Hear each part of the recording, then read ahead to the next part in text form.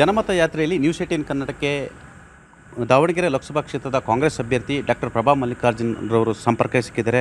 Madam ನಮಸ್ತೆ. ನಮಸ್ತೆ. Madam ತಾವು ಚುನಾವಣಾ ರಾಜಕೀಯ ಕಣಕ್ಕಿಳಿದಿದ್ದೀರಾ. ಇಷ್ಟು ದಿವಸ ಎಸ್ ಮಲ್ಲಿಕಾರ್ಜುನ ಪರವಾಗಿ ಜನರ ಜೊತೆ ಓಡಾಡ್ತಿದ್ರಿ. ಚುನಾವಣಾ ರಾಜಕೀಯ ಬೇರೆ, ಅದ್ರ ಹಿಂದೆ ಕೆಲಸ ಮಾಡೋದು ಬೇರೆ. ಈ ಚುನಾವಣಾ ರಾಜಕೀಯ ನಿಮಗೆ ಯಾವ ರೀತಿ ಭಿನ್ನವಾಗಿದೆ?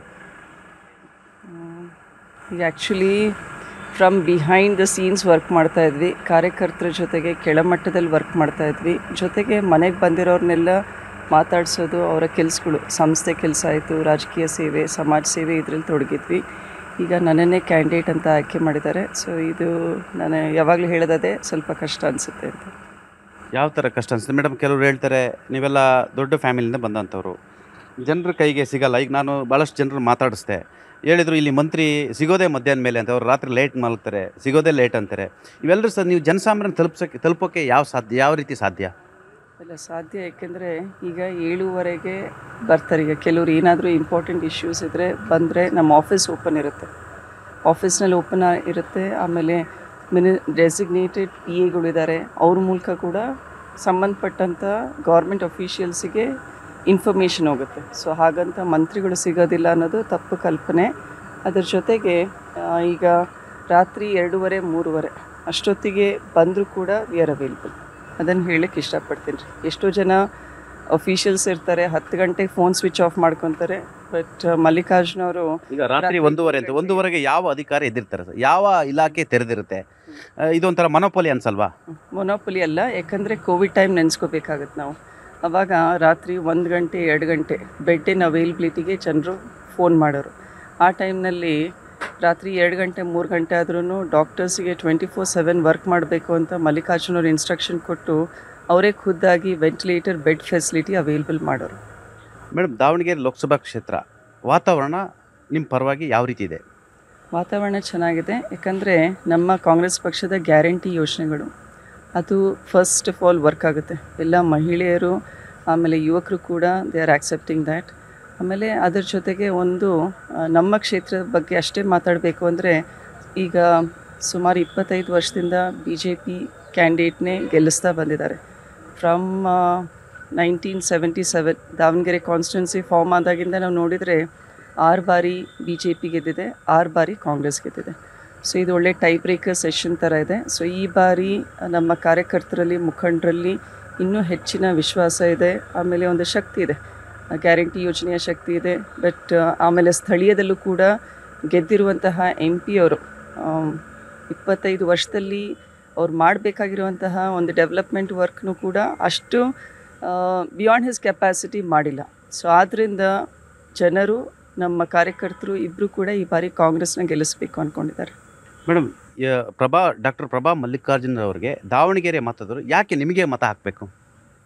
ಯಾಕೆ ಅಂದರೆ ಅವ್ರು ನೋಡಿದ್ದಾರೆ, SSK ಟ್ರಸ್ಟ್ ಮೂಲಕ ಸುಮಾರು 5 ವರ್ಷದಿಂದ ನಾವು ಜನರಿಗೆ ಆರೋಗ್ಯ ಸೇವೆಯನ್ನು ಕೊಡ್ತಾ ಬಂದಿದ್ದೀವಿ.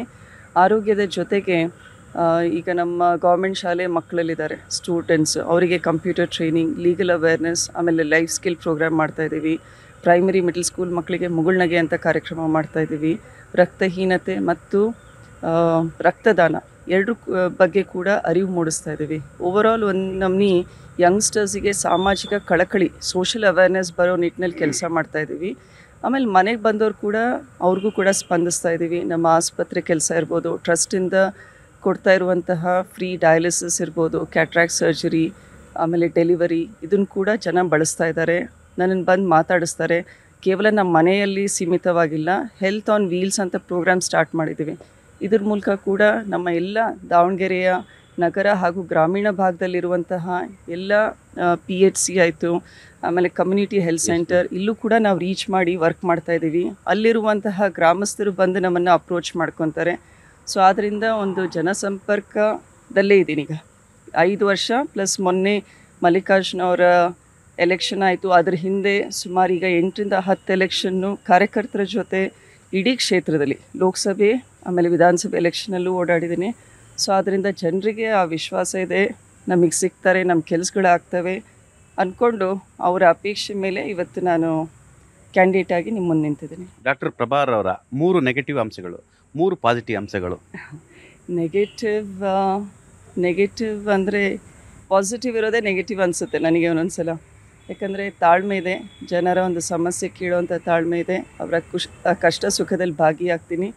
ಆದ್ದರಿಂದ ಅದು 5 ನಿಮಿಷ ಮಾತಾಡೋದು ಒಂದು 1/4 ಗಂಟೆ ತನಕ ಹೋಗುತ್ತೆ. ಅದನ್ನು ನಾನು ಸರಿ ಮಾಡ್ಕೋಬೇಕು ಅನಿಸುತ್ತೆ ಒಂದೊಂದು ಸಲ. ಯಾಕಂದರೆ ಭಾಳ ಜನ ಕಾಯ್ತಾ ಇರ್ತಾರೆ ಬಂದು ಹೇಳಲಿಕ್ಕೆ. ನೆಗೆಟಿವ್ ಏನೂ ಇಲ್ಲ. Should start looking more after my health ಅಂತೀನಿ. ಎಲ್ಲ ಮಹಿಳೆಯರಿಗೆ ನಾನು ಅದೇ ಹೇಳೋದು, ನಿಮಗೂ ಅಂತ ಒಂದು ಸಮಯ ಕೊಡಿ ಅಂತ ನಾನು ಹೇಳ್ತೀನಿ. ಅದನ್ನು ಇನ್ನೂ ಹೆಚ್ಚಿನ ರೀತಿಯಲ್ಲಿ ನಾನು ಅಳವಡಿಸ್ಕೋಬೇಕು ಅನಿಸುತ್ತೆ. ನಿಮ್ಮ ವಿರುದ್ಧ BJP ಅಭ್ಯರ್ಥಿಯ ನೆಗೆಟಿವ್ ಅಂಶಗಳು ನಿಮಗೆ ಯಾವೆಲ್ಲ ಕಾಣಿಸಿದ್ದು ಮತ್ತು ಅದನ್ನು ಯಾವ ರೀತಿ ನೀವು ಪಾಸಿಟಿವ್ ಆಗಿ ನಿಮಗೆ ಮತಗಳಾಗಿ ಕನ್ವರ್ಟ್ ಮಾಡ್ತೀರಾ? ಅಲ್ಲ, ನೆಗೆಟಿವ್ ಅಂಶ ಅಂದರೆ ಒಂದು, ನಾವೆಲ್ಲರೂ ಪರಸ್ಪರ ಎಲೆಕ್ಷನ್ ಅನ್ನೋದು ಒಂದು ಹೆಲ್ದಿ ಕಾಂಪಿಟೀಷನಲ್ಲಿ ತೊಗೋಬೇಕಾಗಿದೆ. ಇನ್ನೊಬ್ಬರನ್ನ ದೂಷಣೆ ಮಾಡೋದಕ್ಕಿಂತ ನಮ್ಮಲ್ಲಿರುವಂತಹ ಪಾಸಿಟಿವ್ಸು, ಡೆವಲಪ್ಮೆಂಟ್ ಬಗ್ಗೆ ಮಾತಾಡಿ ಅಂತ ಹೇಳ್ತೀನಿ. ಚುನಾವಣೆ ಅನ್ನೋದು it should depend on 5 years of your work.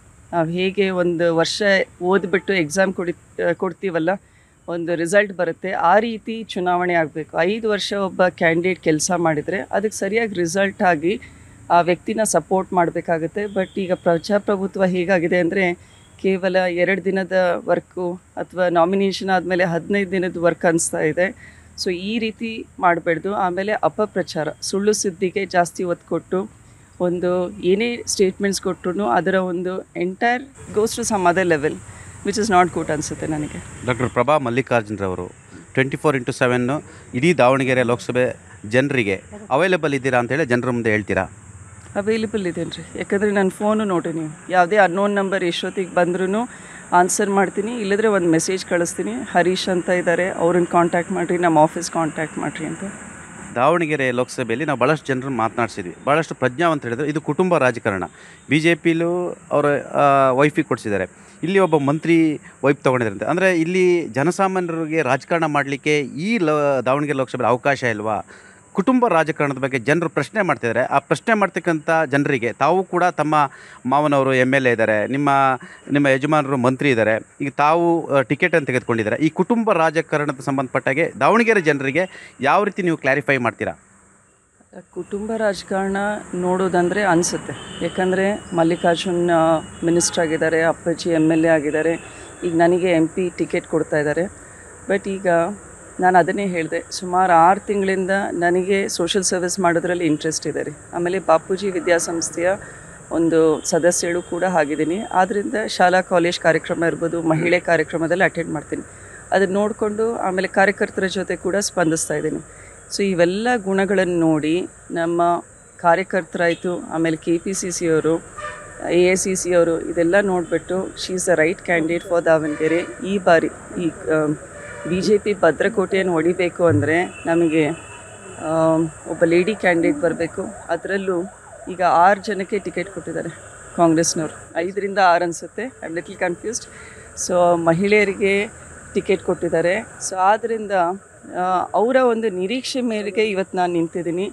ನಾನೀಗ 6 ತಿಂಗಳಿಂದನೂ ಮೀಡಿಯಾದವ್ರು ಕೇಳ್ತಾಯಿದ್ರು, ನೀವೇ ಕ್ಯಾಂಡಿಡೇಟಾ, ನೀವೇ ನಿಲ್ತೀರಾ ಅಂತ. ಎಲ್ಲೂ ಕೂಡ ನಾನಾಯಿತು, ನಮ್ಮ ಫ್ಯಾಮಿಲಿ ಮೆಂಬರ್ಸ್ ನಾವೇ ಕ್ಯಾಂಡಿಡೇಟ್ ಅಂತ ವಿ ನೆವರ್ ಪ್ರಪೋಸ್ಡ್. ನಂದು ಕೂಡ ಸೆಕೆಂಡ್ ಲಿಸ್ಟ್ನಲ್ಲಿ ಬಂದಿದೆ ಟಿಕೆಟ್. ಆ ರೀತಿ ಪೈಪೋಟಿ ಇದ್ದಿದ್ರೆ ಫಸ್ಟ್ ಲಿಸ್ಟ್ನಲ್ಲೇ ಅನೌನ್ಸ್ ಆಗಬೇಕಿತ್ತು. ಈಗ ನೀವು ಕೇಳೋದೆಲ್ಲ I think they're all BJP mindset ಇರೋರು. ಯಾರೇ ನಮ್ಮ ಫ್ಯಾಮಿಲಿ ಬಗ್ಗೆ ಒಲವಿರೋರು ಅವ್ರು ಯಾರೂ ಇದನ್ನು ಹೇಳೋದಿಲ್ಲ. ಕುಟುಂಬ ರಾಜಕಾರಣದ ಬಗ್ಗೆ ಅವ್ರಿಗೂ ಬೈತಾರೆ, ನಿಮ್ಮ ಬಗ್ಗೆನೂ ಕಾಮೆಂಟ್ ಮಾಡ್ತಾರೆ. ಇಲ್ಲ, ಅನಿರೀಕ್ಷಿತ ಇದು. See, you are working hard, I am also a family member, this is a coincidence ಅಂತ ನಾನು ಹೇಳಲಿಕ್ಕೆ ಇಷ್ಟಪಡ್ತೀನಿ. ಮೇಡಮ್, ಕೊನೆಯದಾಗಿ ದಾವಣಗೆರೆ ಮತದಾರರಿಗೆ ಏನಂತ ಅಪೀಲ್ ಮಾಡ್ತೀರಾ ಸರ್?